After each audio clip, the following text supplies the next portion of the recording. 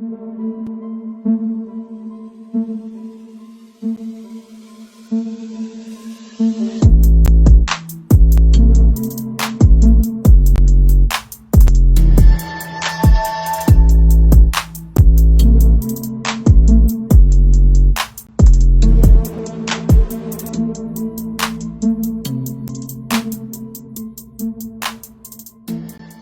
everybody, and welcome to episode 11 of Unpopular Opinion. I'm your host, Mika Gatt, joined alongside my weekly panelists of Ayush and Mr. Kyle Pucci.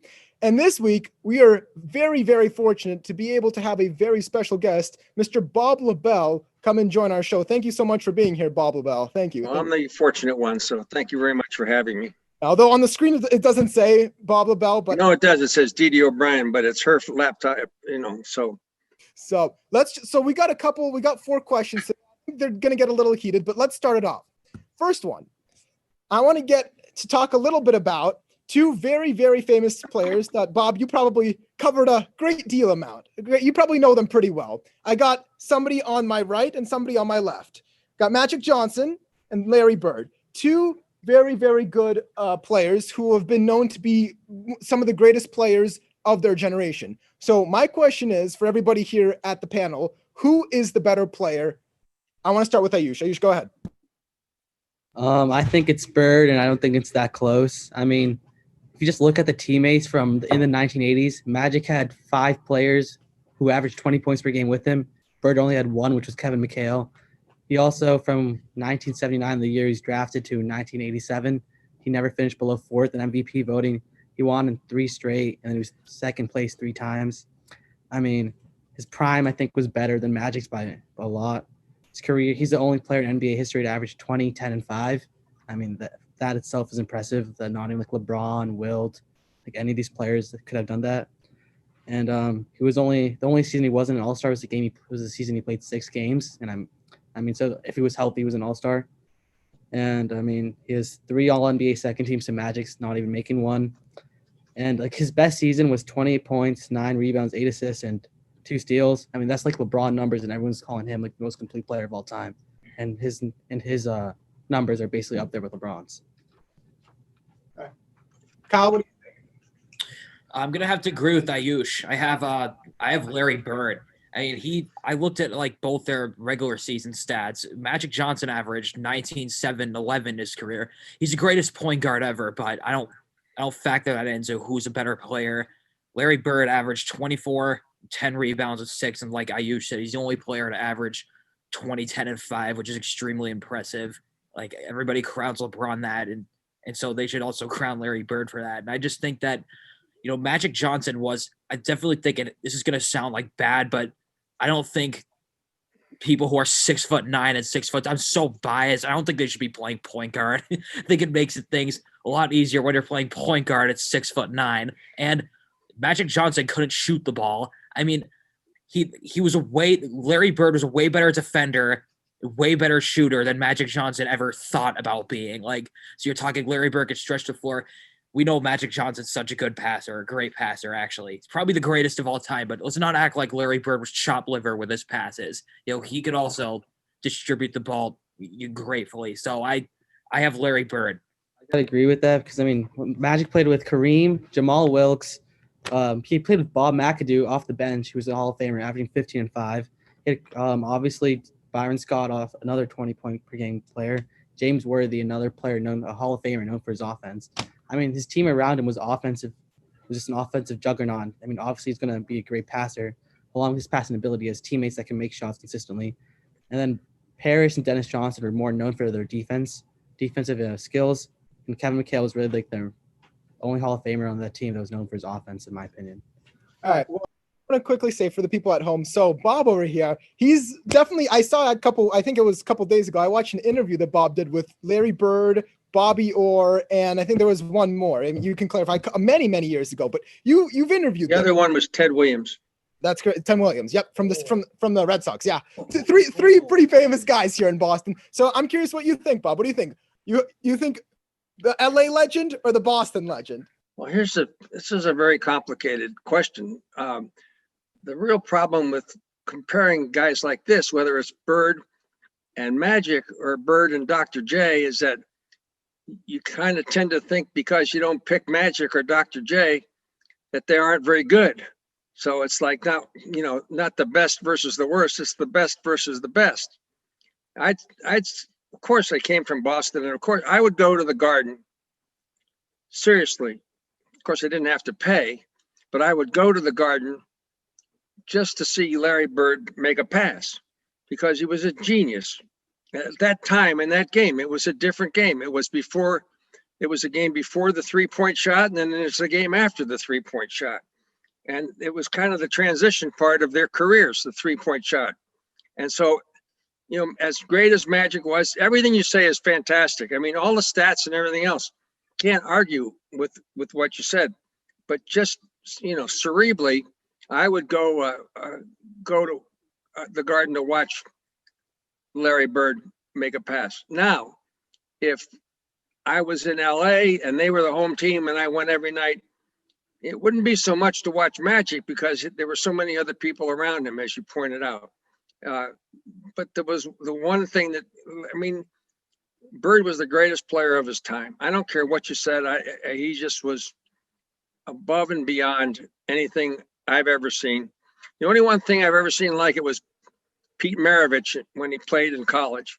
You guys don't remember that. I know that. Okay, I shouldn't even bring that up. It was back when the world was flat. But the point is that, I'd have to go with Bird in this one, but I'm a homer. It's not that Magic wasn't. I mean, these guys ended up being great friends, and they ended up, doing the things that great players do because they both were really important to the game, even through college. I mean, that's why they came up through college together, and not the same school, but in the same era. So I got to stick with Bird because I'm a homer, but I couldn't go wrong either way. Even with Dr. J, you could throw him into the mix too, as he was, his career was fading out as Bird was coming in. But because you picked Bird doesn't mean the other guy was bad. So I do agree with that for the most part, but I'm the type of person who's not necessarily looking at finals, playoffs, and just like how many rings people finish with. Right. I think that's fair, Mika. I think that's really, you don't go to the stats. Exactly. You go to what you see. I just think in terms of talent-wise and just the overall athlete and what they brought to the court, I think, you can just look at the picture behind me. One of them looks like a farmer and one of them looks like a basketball player. Just through that, I'm not saying that you guys made a good point. Magic Johnson played a much better team than Larry Bird did. Of course he did. But he also finished his career with averaging 11.2 assists, which is more than John Stockton, who's the all-time assist leader, which is a pretty crazy statistic just to bring up just by itself. But I know he's not necessarily the same type of clutch shooter as Larry Bird is, but he's just a better athlete in my point of view. There are a lot of different ways to look at this. What did each mean to the franchise he played for? I say Bird meant a lot more to the Celtics than Magic meant to the Lakers. Absolutely. Bird meant a lot more to the franchise and the city he played in than Magic did to his franchise in the city he played in. That's so, you measure greatness in a lot of different ways. I agree with that. What do you guys, Kyle and Ayush, what do you guys think? I have to agree with Bob and Kyle. He was the first 50, 40, 90 player ever. He did it twice. Magic had 5 people on his team receive Hall of Fame or MVP votes in his first 7 years. Bird only had 1 with Robert Parrish. If you want to talk about being more to a team, he was the best player consistently, and there wasn't really a debate. With Magic, people have Kareem ranked over him all time. I think Bird was just better than Magic. He just made more points. I wouldn't necessarily call him. I think most people have Kareem at third at all time. If Magic Johnson was that tall too, he'd be. He's only like 3 inches shorter. He's 6'9". Yeah, but he also had the hook shot. Nobody can guard the hook shot. It doesn't matter. It doesn't. Yeah, it does not matter. No, I agree. You just keep going. The 3 straight 3-point shooting competitions. There's also the famous one whenever he took off his warm-up jacket. That's amazing. Right. He was cocky. He showed an arrogance about him. I think he's the the best great thing about it is he went out and did it. Yeah. There's stories of him telling how he's going to hit a game winner, then he just goes and does it. You don't hear, but that's like Babe Ruth. How about the night he was competing against Dominique Wilkins in that back and forth game Again, I got to remember how old you guys are. I got to, We I'm know really enough dating about myself. basketball. We did a Michael Jordan versus LeBron debate a couple of weeks back. Okay. All right. So you saw The Last Dance, right? You had to watch The Last Dance, right? Great stuff. I mean, that was basketball. The whole Last Dance thing that was a different kind of basketball back then. That's when, Scottie Pippen and all these guys, they were individual stars, all these teams, Reggie Miller. It's a different league now. I mean, you got to admit, it's a totally different league. Either throw up a three or you dunk it. It's either one or the other. There's no in between. Even how the referees call the plays right now. I mean, it's impossible to officiate a game today. Absolutely. Impossible. Yeah. But so let's move on to the next segment. All right, I'm sorry. I really get sidetracked on this. I mean, we got plenty of time here. We're going to definitely. All right, I'm just saying I get passionate about some of that stuff because it's a different league. It's an impossible game to officiate. Yeah. I'm not crazy about the NBA the way it is now. Obviously, I'm really dating myself, but it was a whole different league when you didn't have a 3-point shot. And not that it's a bad thing. It's just that everybody can throw in a three now. Yeah, no, people wouldn't practice the three back then, especially that was the 90s. That's even in the 80s too. Please, yeah, I know. Right when you guys were just some kind of a dream to somebody. Absolutely, but we'll talk a little bit about basketball a little bit later. But all right, I'll shut up. Let's move on. So I'm just going to quickly mention that Bob, you were also part of the Patriots' fifth quarter in your career, and you also did a sports final. So you've been around the Patriots, and I read a little bit that you also did some NBC Sunday Night Football games as well throughout your career, and then it's preseason games as well. You can clarify that. No, that's right. I did a couple of games on NBC.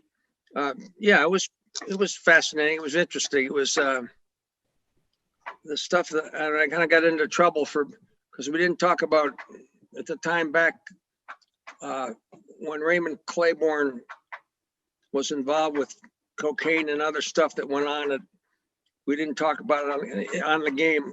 NBC in New York produced just stuff that went on behind the scenes that was fascinating. And I had a chance to do some sideline reporting in the NCAA basketball tournament, which was all pretty good. So that's, it was a great opportunity, and it's like it happened to somebody else. But okay, we're talking about the Patriots. I can see where we're going here. So my next question. So I'm going to pull up something here in Boston. People here in Boston, I'm not a Patriots fan. I don't know how much you've watched. So I'm a Green Bay Packers fan, not a Patriots fan. But okay. The Patriots have 6 Super Bowl rings. You're not going to hide that. And they've had a lot of really, really talented Super Bowl appearances and Super Bowl teams. So my question for everybody is, what is the greatest Patriots team that's ever made a Super Bowl? That doesn't mean they have had to win the Super Bowl, just that they made the Super Bowl. Let me switch up the order a little bit. Kyle, go first. Well, Mika, I'm going to twist your question as usual. I don't count you as the best team unless you win the championship. And that's because that's what it's all about. It's not about getting to a Super Bowl, losing it. I went with the 2004 Patriots with, they went 14-2 that year. They scored the 4th most points in the league. They allowed the 2nd most points in the league, or second, least points. They were just 2nd in that category. They had Corey Dillon that year, ran for 1,600 yards while you had Brady. Obviously we know what Tom Brady represents. Then you throw in Corey Dillon, who had 12 touchdowns, 1,600 rush yards. And then, Brady, I feel like, has always had a good O-line. Everybody knows how good Matt Light was back in the day. Amazing left tackle. I think he should be in the Hall of Fame, but that's a whole different discussion. Then you go to their defense. They had Ty Warren, they had Richard Seymour, Willie McGinnis, Ted Johnson, Teddy Bruschi, Mike Vrabel, Ty Law, Rodney Harrison. There are about 4 arguable Hall of Famers and a couple Hall of Famers on that defense. I just thought that when you put the whole package together, that team was overall the best team. And they beat some good teams in playoffs too. They beat the Colts and they had Peyton Manning, and they beat the Steelers when they had the steel curtain. I think Big Ben was on that team. So he was. It was his rookie year, I believe. And they have the bust that year. They may have, but and then they go and beat the Eagles, who were with Andy Reid, Donovan McNabb, Terrell Owens on a broken leg. I thought that was the best team. Ayush, what do you think? I agree that linebacker core was scary. McGinnis, Bruschi, Ted Johnson. And then in the divisional round, Peyton Manning comes here after setting all those records and puts up 3 points, and Richard Seymour didn't even play. But like also Ty Law got injured that year, and they had a rookie Randall Gay and a young Asante Samuel as their corners. I don't know if that was like the best corner situation. So for that reason, I'm going to go the 2014 Patriots. I agree that you have to win it all to be considered one of the best teams. And I like because just the secondary was Darrelle Revis, Malcolm Butler, Logan Ryan, Brandon Browner, Devin McCourty, and Patrick Chung. And that's a very stacked secondary. But then you add Hightower, Jamie Collins, who was both very good at the time. You had Gerard Mayo at the end of his career, and same with Vince Wilfork and Ninkovich. And you also have Chandler Jones, who had a double-digit sacks that year. I think that was our most complete defense. And then on the offensive end, you had obviously Gronk, who was healthy that year. And I mean, he's the most dominant tight end of all time. Edelman and LaFell both put up over 900 yards that year. And they're both very dominant receivers for Brady.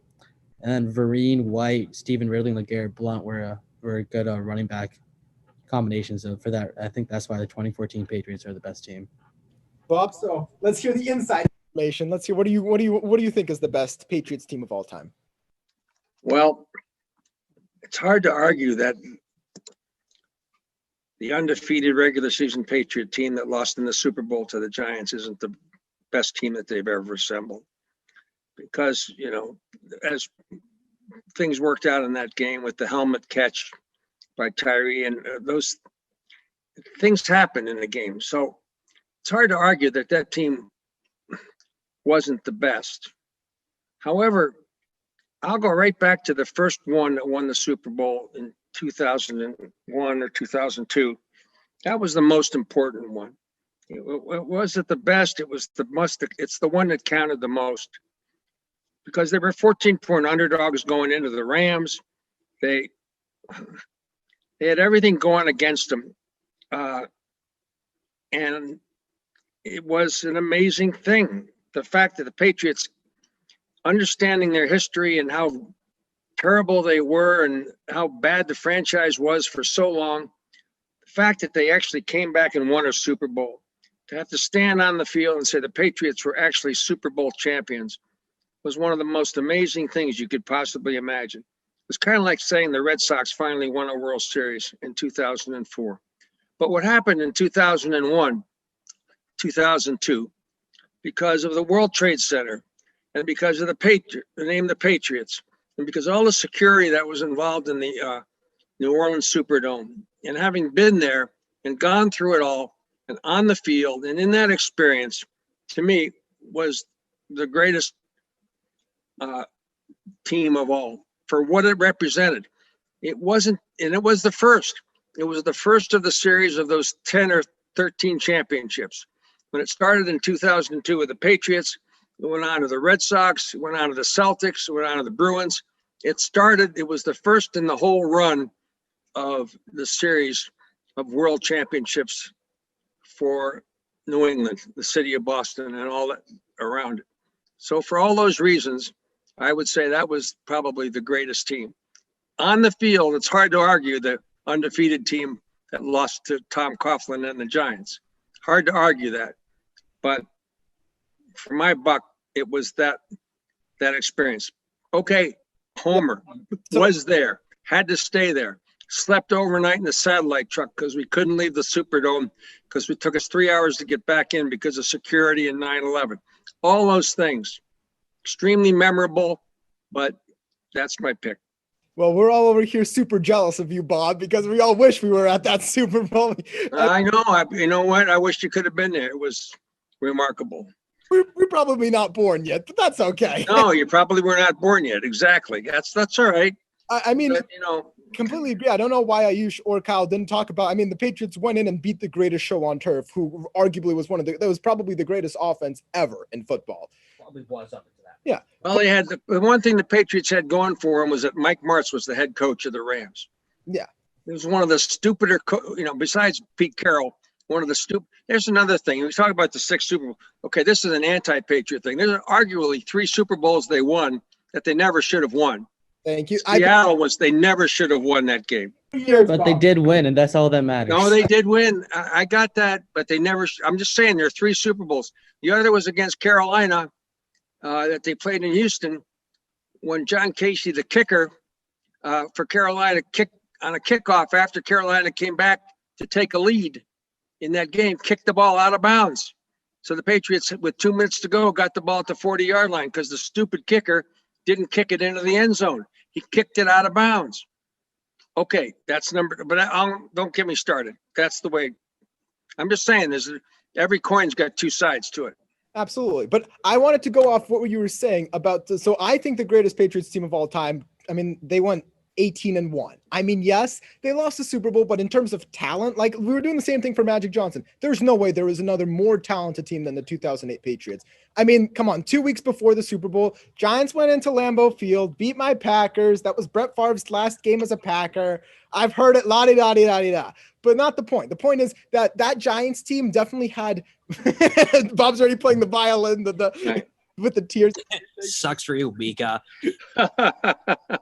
But I'm saying that the Giants just had a lot more motivation that the Patriots did. I mean, when you don't lose a game, there's not as much fire underneath you compared to being like a 6 seed going into the Super Bowl. But that Patriots team with Randy Moss, Tom Brady, that defense, that team was unstoppable. And I'd say they were the second greatest team behind the 1972 Dolphins, record-wise for sure. And I mean, outside of that, if they won a ring, they'd be the greatest team of all time. And I don't think anybody could disagree with that.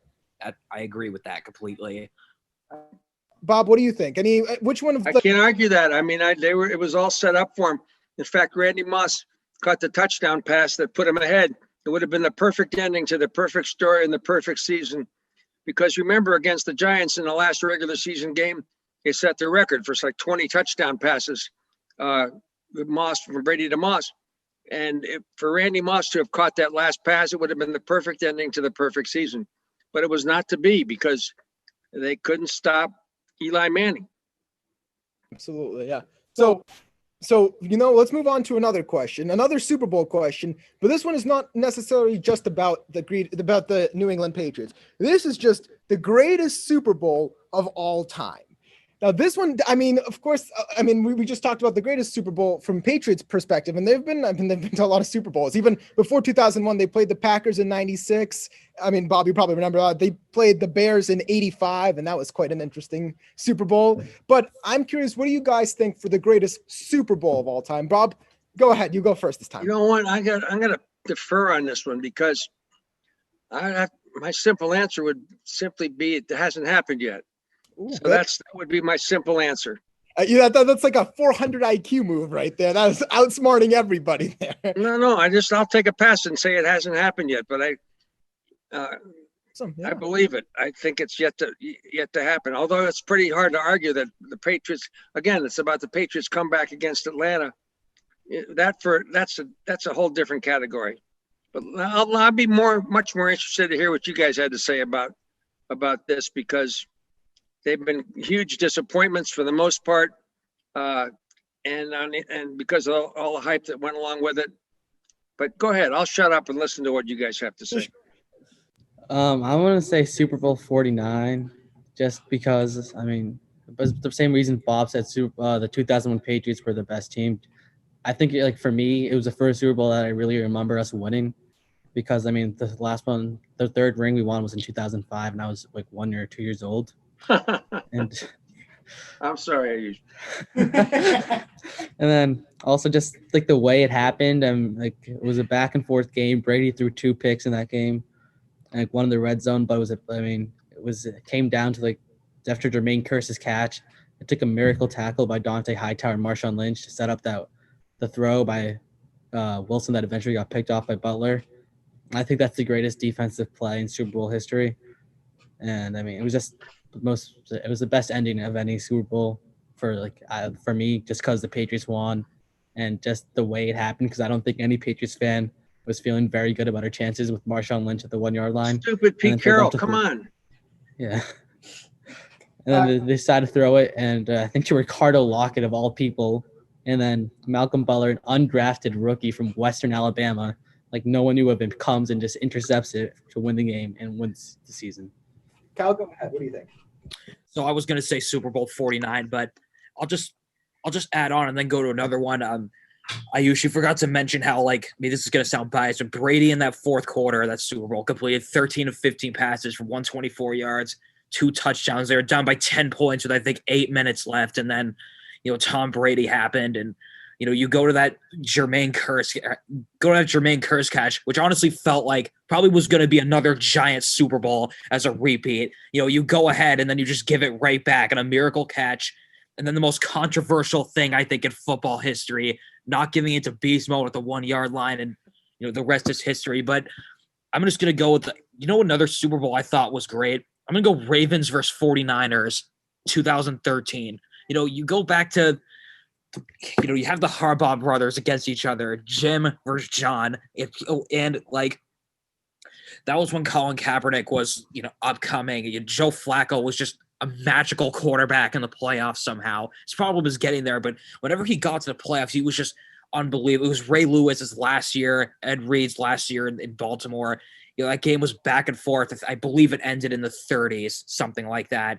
You go back to the last play of the game with Michael Crabtree in the end zone against Jimmy Smith. It could have been called a pass interference. A lot of people love to forget this, but it was a controversial play at the time. I think controversy adds so much factor into how good of like a game could be, because then that's how you leave some of the edges. Oh, what if this didn't happen? What if that didn't happen? Like, I thought that game was awesome.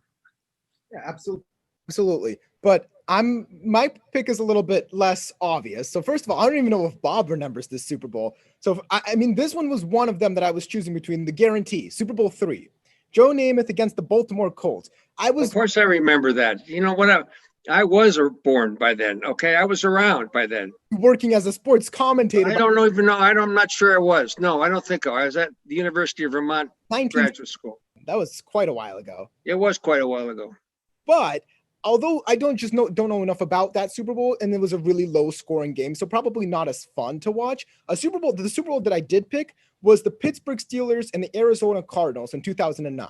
Now that Super Bowl has really been deemed the greatest Super Bowl of all time. That one, first, you got to feel bad for those Arizona Cardinals fans. They were so close. I mean, there's so many big moments there. You got the pick six there was a lot of things that happened. The pick six, the Santonio Holmes toe tap. I mean, a lot of crazy stuff was happening in that Super Bowl. And I mean, I think that Super Bowl would have been probably the most fun to watch, even over the Patriots ones, because I mean, I agreed that the 28-3, the beast mode and everything, but that one was truly a back and forth. It's kind of like a basketball game when no team has like a 20-point lead and it like immediately shrinks. It's more like each team is like going like this until the end of the game. And for me, it's just a lot more entertaining when it's going back and forth.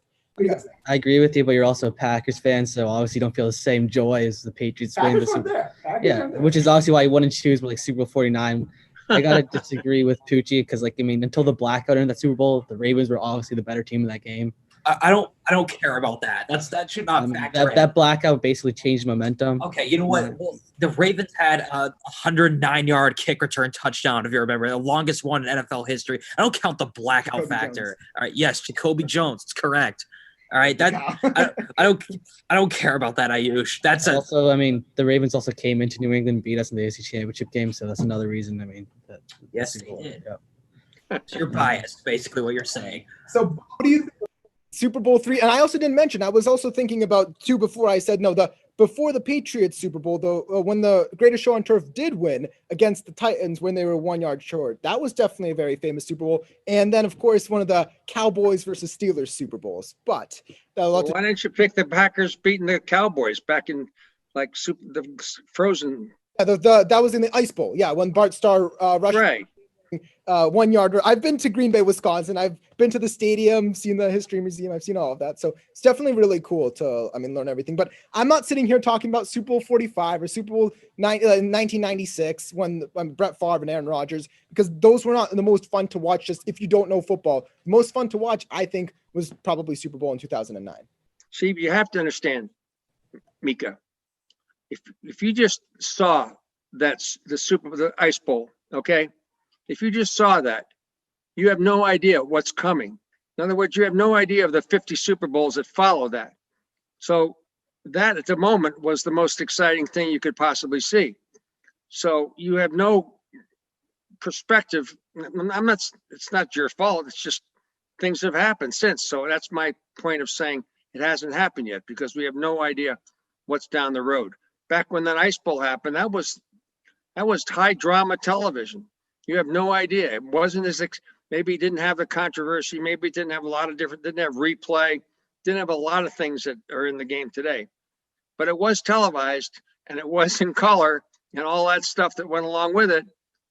But it was pretty dramatic because it was one of the first Super Bowls, just like the Joe Namath Baltimore Colt thing.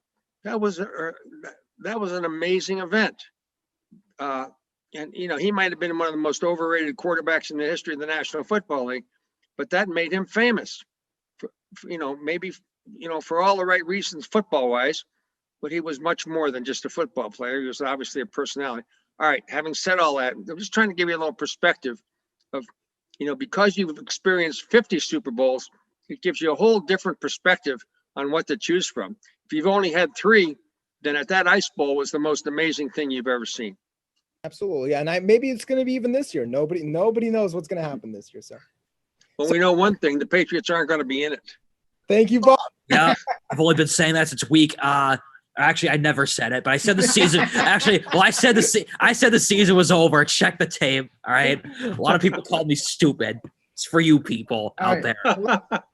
Last topic, because I promised we talk a little bit more about basketball. So let's talk about the Boston Celtics. Now, I want to talk about the 1984 Celtics, who went on to beat the Lakers in a Game 7 series. Bob, you probably remember that pretty well. Yes. And the 2008 Celtics, who went on to also beat the Lakers.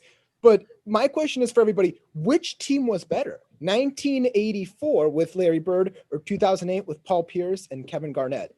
Let's start with Kyle. Well, you know, I've been thinking about this a lot lately, and I mean, I'm going to have to go with the 84 Celtics, but you can make a big argument that it's the 2008 Celtics because, you know, you look at the big threes. You know, you have Kevin McHale, Robert Parrish, obviously Larry Bird. On the other side, you have Paul Pierce, Ray Allen. You got KG. You know, I think we can agree that we'd probably take KG over Kevin McHale. I mean, he was probably a better – I mean, obviously I didn't watch the 80s, but, like, just knowing, I think he was probably a better player. You know, Ray Allen, up until Steph Curry, was probably the greatest three-point shooter ever. You know, Paul Pierce wasn't Larry – I'm not in God's will saying that Paul Pierce was Larry Bird, but he was still a great player, and I thought he deserved his credit. But I think I'm going to have to go with the 84 team because, you know, they faced better competition, even though the Celtics also beat the Lakers in 2008. You know, you look back at that 84 team, I think they had Magic Johnson. I think they still had Kareem. They had James Worthy too. You know, doesn't get much harder than that, facing a team in that finals, especially in that tough of an era. We obviously know how we've explained a million times that the last era is obviously harder than this era. So I have to go with 84. Ayush, what do you think? I have to agree with Kyle. I mean, I think Larry Bird is just heads and miles above Paul Pierce. I think Paul Pierce is a very good player, like top 40, top 50 all time. But, I mean, also KG, Pierce, and Allen were all in the 30s, like 33. They were at the end of their primes, towards the end of their primes. And then on the other side, you had the 2008 Lakers, who had Kobe was the only player averaging more than like 18 a game. Paul Gasol was averaging like 17. And then, so I think the 84 Lakers are better. I mean, they had Jamal, like all the players I said before, Wilkes, Jabbar, Kareem, Worthy, and then Byron Scott, Magic. They have Michael Cooper coming off the bench, who won Defensive Player of the Year. I mean, that team was very good. And then I think Bird played on a worse team and just beat them not single-handedly, because obviously had McHale and everybody, but I think that championship was better. Bob, what do you think? I'd have to go with the 84 Celtics. I think it was, as I said before, without trying to beat a dead horse, it's like different game, different era, different style. I mean, assists and passing and, you know, working the ball into the basket. It was a different game. It was, you know, the basketball we grew up with. And when you got to this, you know, Ray Allen was such a huge factor in that 08 championship, as they all were, but not like the 84 Celtics. I mean, they were. You can also argue for 86 with Scott Wedman and Bill Walton, and I mean that might have been the greatest Celtics team ever. But an 84 championship, I'd have to say hands down. You can't even compare I mean, I think the Garnett, anything's possible type of thing. It's true. That was a very difficult road they had to hoe to get to where they were. But they had different weapons to get there, like Ray Allen for one thing. And I'm going with the old timers as usual. Yeah, I think this is one of the only rare times that all four of us are in agreement, because even just the path that the 84 and I was gonna say 86 Celtics. I mean, they did play the Rockets in the finals. They weren't not as talented. I mean, as Magic Johnson and the Lakers. So it's a little bit more. But that's not the Celtics' fault. No, I'm not saying it is. I'm just saying the finals itself. I know, but I think the Celtics team in 86 was better than the one in 84. Yeah, but that's not that wasn't the fault that who they played in the finals. That this man by himself right here, this man by himself could create an entire dynasty just around him. That's what he did with the Boston Celtics. So it's definitely something that we can all look back on and really be excited that even here in Boston, we've had a long and historic history of really dominant sports teams. Also, the 2018 didn't win a road playoff game until the Eastern Conference Finals against the Pistons. Like, they went to 7 against an 8 seed, and then in the second round as well. And then also in 84, I mean, we also have to give a shout out to Cedric Maxwell off the bench. I mean, he was big in the playoffs and the finals, especially in Game 7. And I think he deserves some credit for that. I forgot to bring that up too, that the 08 Celtics I think they were down 2-0 in like 2 of their first 3 series or something like that. And they were down 2-1 in the conference finals, I believe. You lose that game. All of a sudden, I mean, look, they still did win it. All right. All credit in the world. But, you go to the finals. I think like, let's all not forget that in Game 4, Celtics were down. We won Game 1 pretty convincingly in that series in 2008 in the NBA Finals against the Lakers. They won at home, and then they lose the next 2. All of a sudden, Game 4, they're down by 25 in Game 4. And if the Lakers just somehow hold on to that, like, a comeback, I believe, is never about the team coming back. I really believe it's about the team that's blowing it. Like, of course, it takes guts to come back. But when you're blowing a lead, it says a lot about your character. And like, if they just somehow hold on to that game, I think we're having a whole different. We might not even be talking about this right now. I would also say you bring up a really good point, Kyle. But I bring up that in 81, they were down 3-1 to the 76ers in a Eastern final, down 3-1. Went to Philadelphia, won, came back here and won again. I mean, that was to come back from that deficit and then go on to, they played the Rockets in the final, and, Ralph Sampson and Jerry Sichting and all the cast of characters that were involved in that game. Still, Robert Reed and whoever played for Houston at that time, they still, to come back and beat the 76ers. I can't tell you, we went to the airport that when they came back from Philadelphia after beating the 76ers, in the final in Game 7, after coming back and winning, and there were thousands of people at the airport waiting for the Celtics when they came back from Philadelphia that night. It was remarkable. I've never seen anything like that. Of course, all the security, it's a whole different world now because you couldn't get close to the planes and everything else. But back then, fans got right up close and personal, and it was pretty remarkable. And anybody that was around back then will certainly remember what that was like. Well, thank you so much, Bob, for coming on the show. We sadly ran out of time for the day, but I hope everybody at home enjoyed this episode. As always, any suggestions you guys at home, please send an email. I don't know if it's going to be posted up here, but at info@dsctv.com. Next week, we have a very, very special Christmas episode planned for all of you at home. We're going to be playing a giant game of sports Jeopardy with a twist. So I hope everybody at home enjoyed this episode. Have a great weekend, and we'll see you back here next week. Thank you very much, guys, for having me.